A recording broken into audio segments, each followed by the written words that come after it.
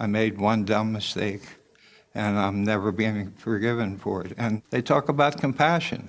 There's no compassion for me. There's no compassion for my family. And there's no compassion for the royals.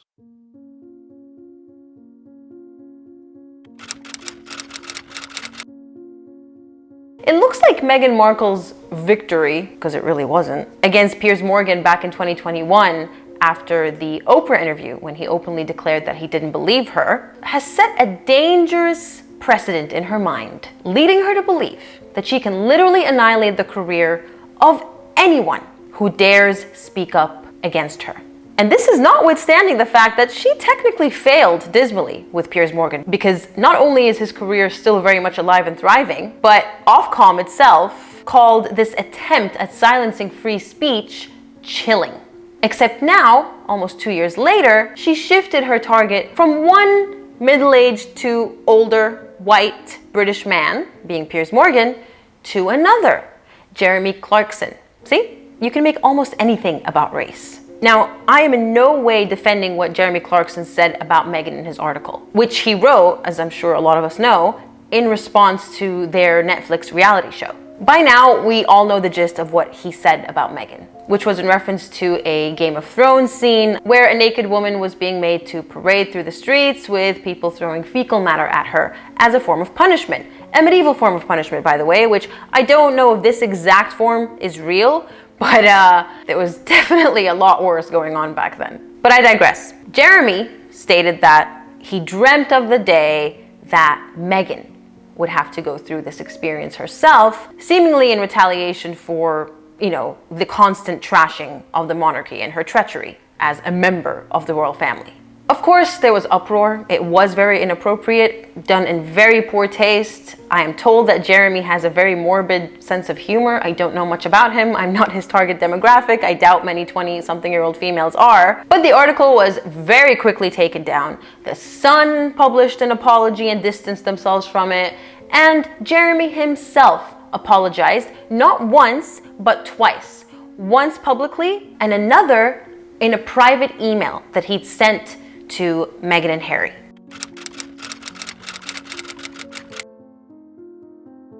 Now, you'd think, considering the humanitarians, the compassionate, forgiving humans that Meghan and Harry are, would have seen even one apology as sufficient to forgive the man. But nope, Meghan and Harry are out for blood.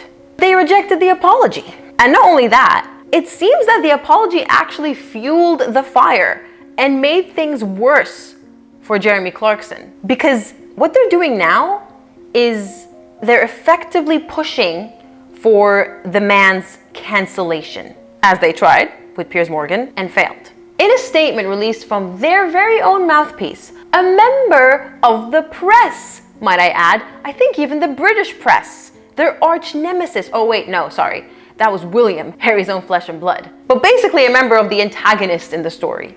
Talk about hypocrisy. And this is what they had to say. On Christmas last year, Mr. Clarkson wrote solely to Prince Harry, the Duke of Sussex. The contents of his correspondence were marked private and confidential. Okay, so clearly right off the bat, they're trying to really push this misogynistic narrative of he emailed the man, he emailed the husband. He didn't even bother with the wife. I don't know the reasons for that. He may not have had Meghan's email. It really may have just come down to that. But the man still tried. If someone apologizes to your husband just to get to you, I don't know why they had to really pinpoint that. That is how insecure this woman is. Moving on. While a new public apology has been issued today by Mr. Clarkson, what remains to be addressed is his long-standing pattern of writing articles that spread hate rhetoric, dangerous conspiracy theories, and misogyny. Unless each of his other pieces were also written in a hurry, as he states, it is clear that this is not an isolated incident shared in haste, but rather a series of articles shared in hate. The vitriol, the poison, the venom seeping out of that statement. But let's tackle this. Spreading hate rhetoric? Are these people for real? Have they seriously no idea that this is what their entire existence is predicated upon?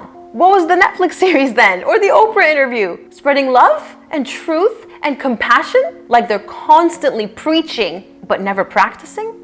Was everything they have been doing the past 3 years all a dream? Or are we just getting gaslit again? Is that how you say it? Gaslit? Gaslighted? You know what I mean. And dangerous? This coming from a woman who has been accused of bullying scores of her staff. Bullying them straight into PTSD territory. An allegation that she has yet to sue over, by the way.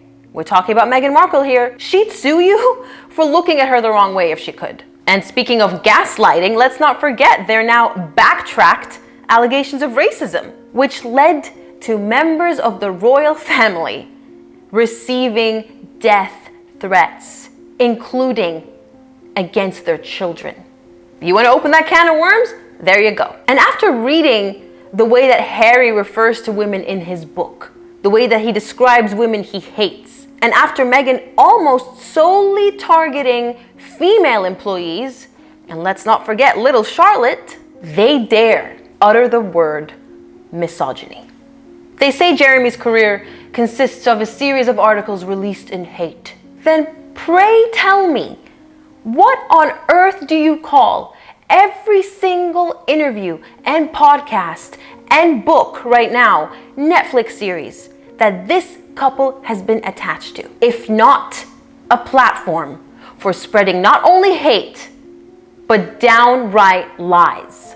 Look, I don't know much about Jeremy Clarkson's attitude towards women in general. I hear from proponents of Harry and Meghan, in the news and the media, that he is a misogynistic pig and Meghan is not his only target. But then again, their proponents specifically seem to throw that accusation around at everyone, including female YouTubers and commentators such as myself. We're all misogynists. We're all jealous of Meghan. We all hate women. We're all racist. So lobbing accusations of misogyny against these men in particular doesn't necessarily make it true. Let me know in the comments if you know more about Jeremy. I mean, maybe it's his sense of humor that was acceptable, 20 years ago in the early 2000s and he just hasn't evolved. Maybe he is a misogynistic pig. But let's play devil's advocate, as we love to do on this channel, and assume that it's true. If true, it is reprehensible. Don't get me wrong. But for all the reasons I just mentioned above, Harry and Meghan are the last people who should be taking a stance against misogyny. Just as they are the last people who should have been taking a stance against misinformation when they tried to cancel Joe Rogan. Was it a year ago at this point? I mean, I can see a pattern of behavior here. The Duke and Duchess of hypocrisy, standing up against the very things that they practice. So yeah, let's assume it's true. Let's assume Jeremy Clarkson is indeed a misogynistic pig. Whatever happened to forgiveness and compassion? The two qualities that Harry and Meghan seem to constantly preach but never practice even with their own flesh and blood. He apologized, didn't he? Whether it was to save his own hide or from a place of genuine remorse, he did it. He didn't stick by his words in defiance. He didn't fight against the Sun with the taking down of the article. He didn't claim that it was a restriction of his freedom of speech. He did what any normal person in his position who committed such a foolish mistake would do. And a foolish mistake which, at the end of the day, didn't even jeopardize anyone's life, didn't put anyone's life in danger, which I can't say the same for Harry's foolishness with the entire Taliban debacle in his book, which he, by the way, hasn't just not apologized for, but has completely lobbed all the responsibility, all the blame onto the British press. Some example that they want to set for the future generations.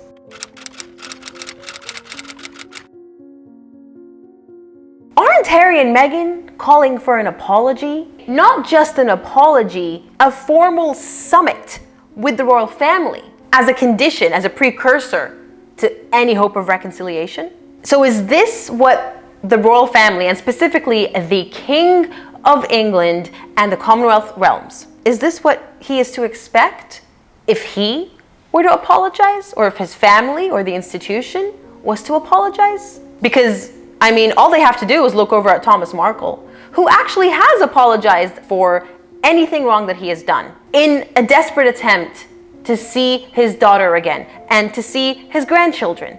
I've said I'm sorry about the initial problem. If I've said anything today that offended anyone, I'm sorry about that too, but I'm just telling the truth and how I feel about what's going on. And much like Jeremy Clarkson, it was one mistake, one foolish mistake, which in Thomas Markle's case was just, collaborating with a paparazzi photographer to rehabilitate his image, which the press tried to destroy, and also in an attempt to keep them off his back. If I give them those photos, maybe they'll leave me alone. He's been apologizing for almost 5 years now, and it hasn't worked.